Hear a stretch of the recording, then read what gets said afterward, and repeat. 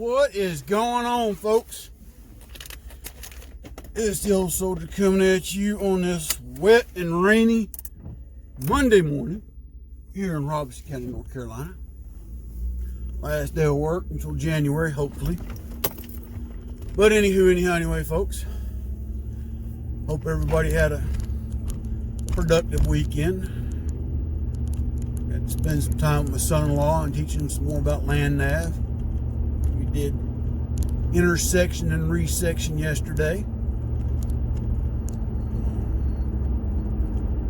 There at the homestead.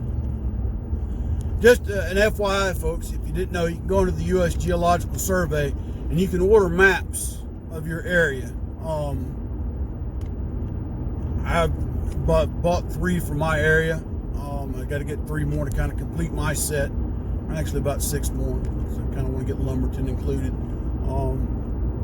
And they're 1/24,000 scale. So for you old veterans out there like myself, you're gonna have to go get a new coordinate protractor that's got the 1/24,000 scale.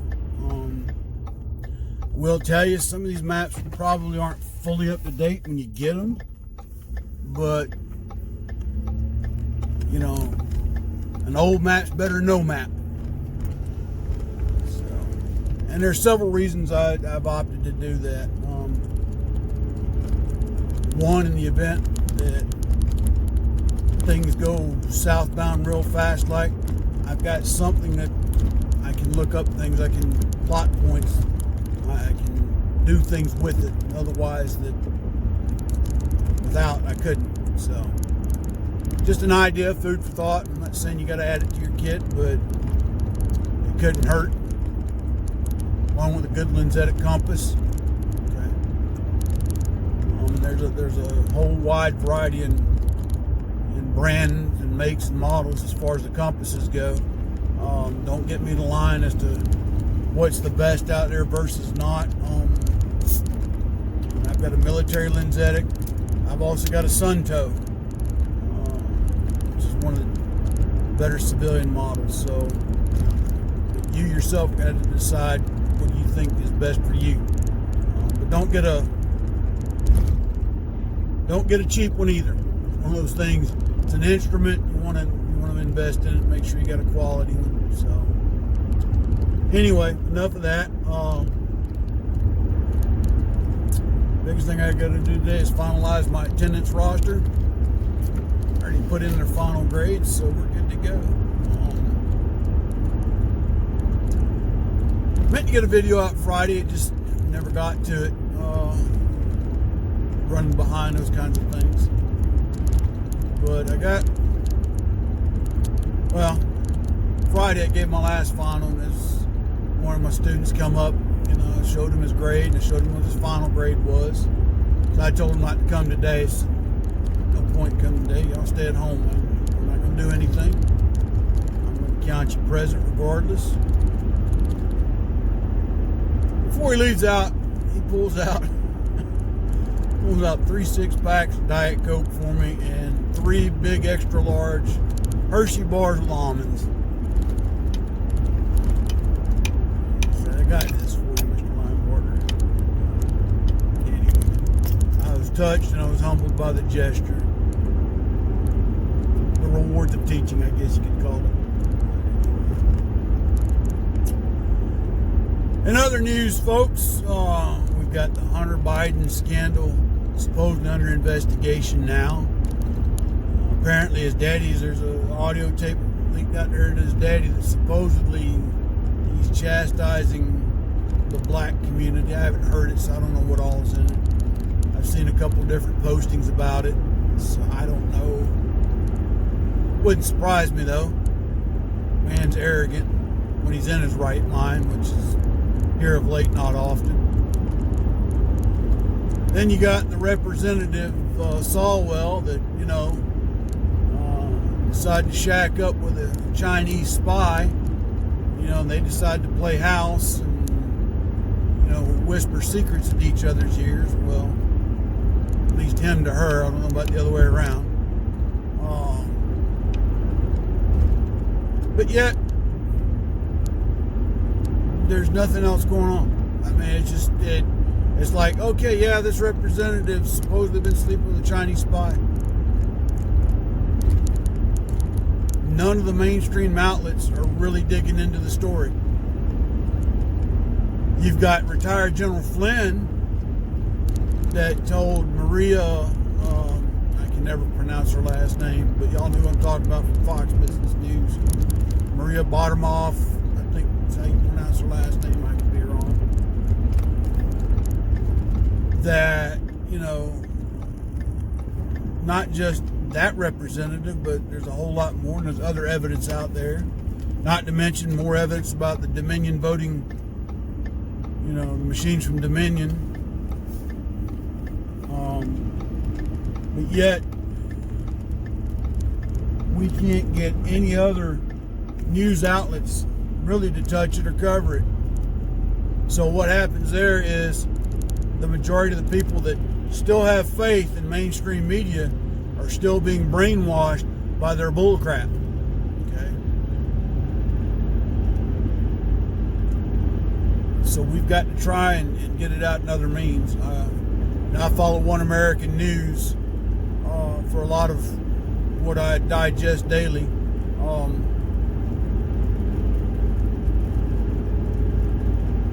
To see what's really going on. I don't even know if I trust the Drudge Report anymore. I used to listen to it quite often, but who knows? Kind of rambling there on that one, but anyway, there's a lot of scandals taking place, and the worst part about it is, mainstream media is still playing to the Communist Socialist Party of America, and why we all know, because they're bought by them. The other part is it just, it truly means unbiased journalism is dead. Okay. Going to change gears here for a minute. This whole thing with the masks, and I talked to y'all about this last week after I had my doctor's appointment.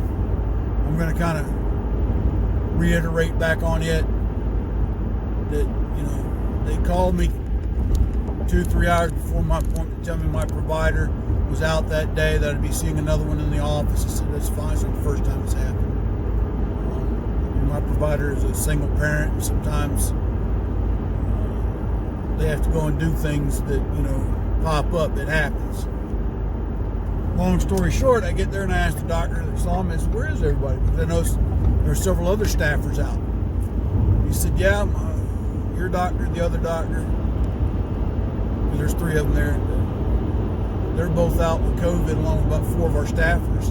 He said, we shut down, the previous Wednesday to clean this place top to bottom, and brought in a company that fumigated the place for the, to sanitize it, sterilize it. And I thought to myself,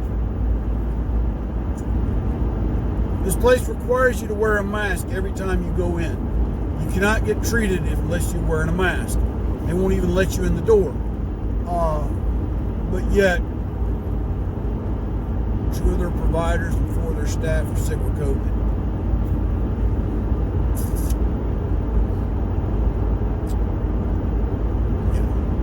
I'm just not buying it. We all know that this is an exercise in control. And kudos to the Commander-in-Chief. Comes out to the Army-Navy game. Of course, the petrified military leaders to his left and his right, and I say petrified. Both of them wearing their masks for fear of catching who knows what. The president's standing there without one and looking just as good as ever.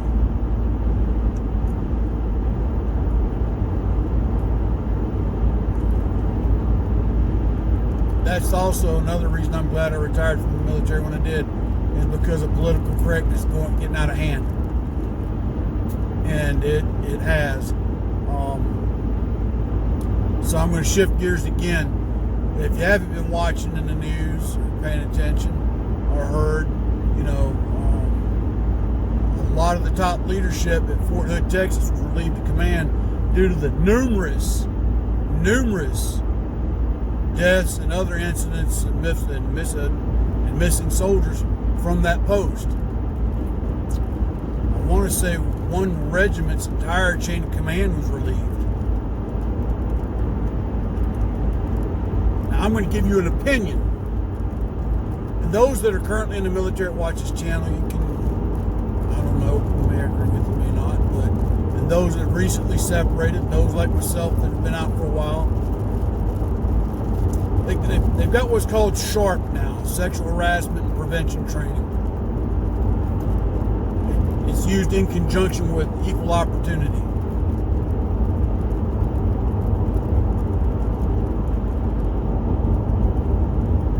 Should sexual harassment be tolerated? No.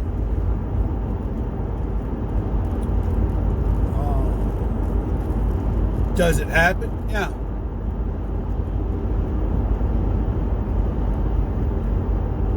What is one way of dealing with it? Well, maybe we should need to start teaching our military members, soldiers, Marines, airmen, sailors, Coast Guardsmen,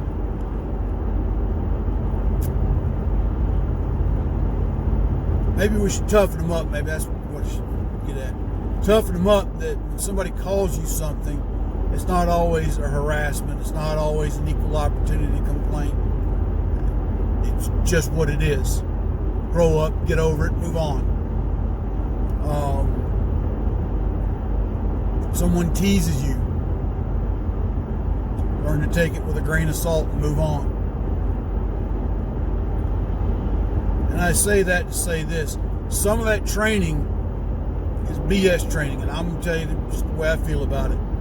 You know, I call it touchy-feely training because, you know, we're treating these soldiers with kid gloves. We're treating our military kid gloves on these issues instead of treating them like adults. Because there's a flip to this I'm going to get to in a minute.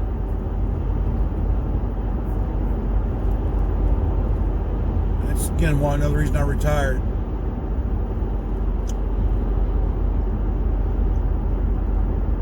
Well, you got to make sure the soldier gets this, and this before you can do this, and this in the way of discipline. Keyword discipline, not punishment, discipline.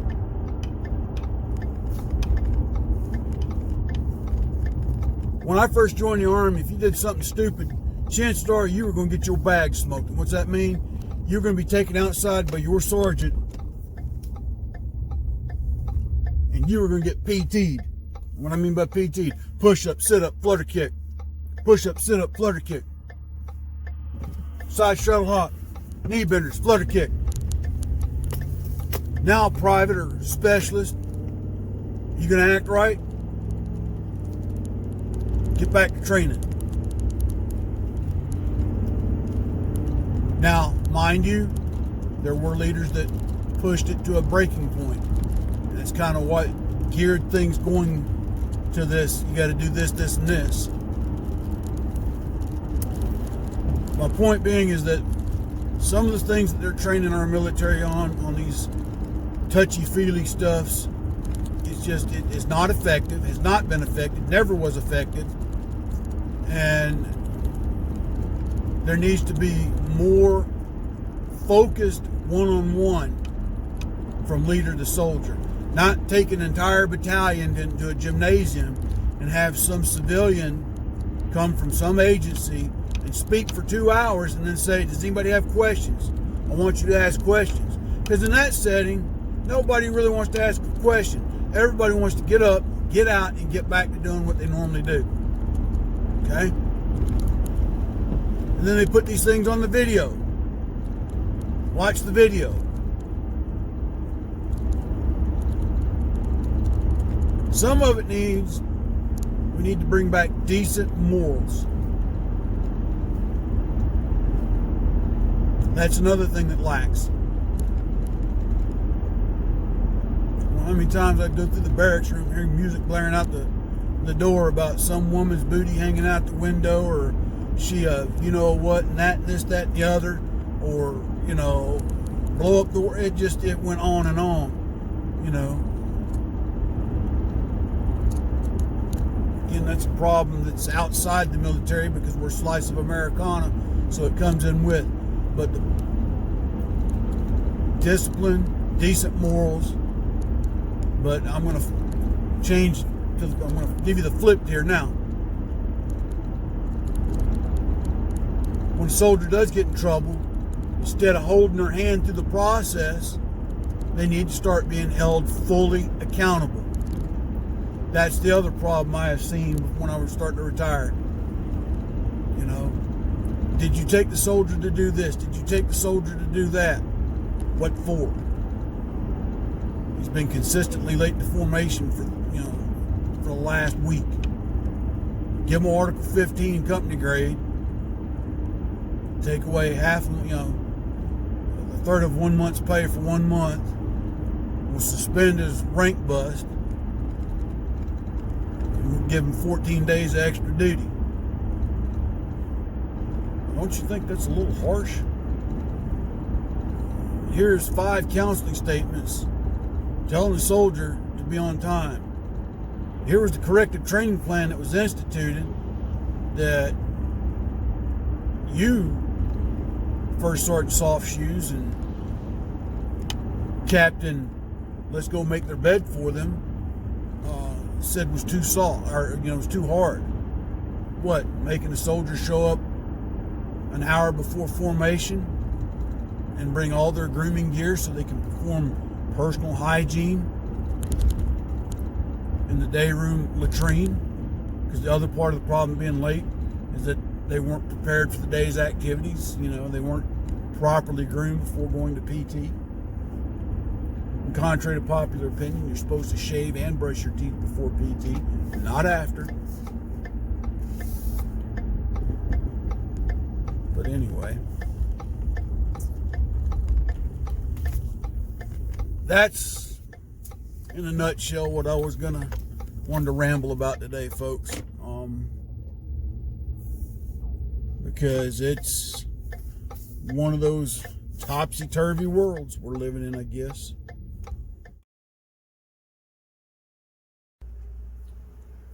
I had to take a quick break there for a minute, folks. Rolling through the old Bojangles, get a couple sausage biscuits for breakfast. But yeah, even our military has gotten soft with the political correctness in the world.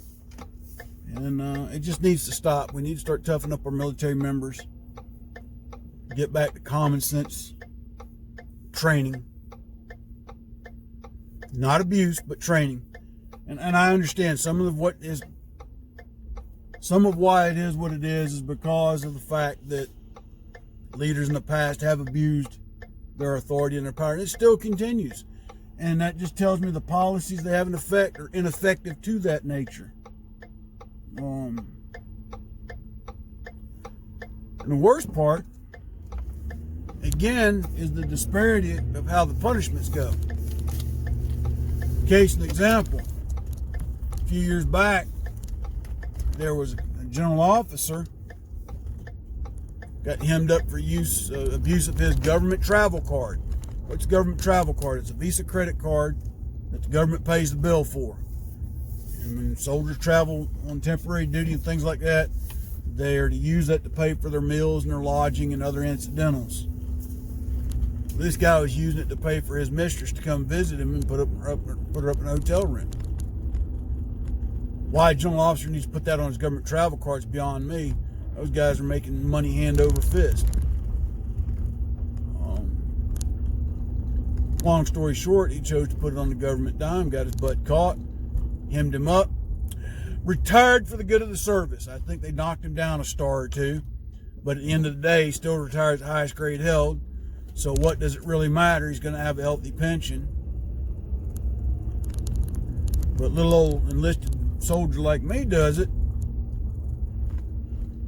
General courts martial.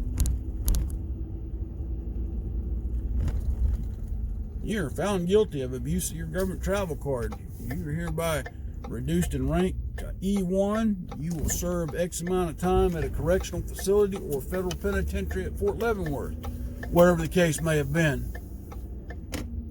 So yeah, the military discipline system needs revamping, but all this touchy-feely good training, it's got to the point it's what we used to call CYA. If you don't know what that means, it means cover your boop. When the soldier received his annual sharp training, yes, he did, First Sergeant. Well, we're good. We're covered. Use that as an excuse. Seen that all too often. So the check the block mentality of the 70s and the 80s has returned and needs to be gotten rid of, I guess is what I'm getting at. Anyway, folks, I've rambled and meandered on long enough. I hope y'all have a blessed and wonderful day. Starting tomorrow, the videos are going to change a little bit on venue as far as topics and things as we're going into the holiday season, or the Christmas season, excuse me. I don't like really using that holiday season, but anywho, anyhow, anyway, until tomorrow, God bless, take care. It's Old Soldier out.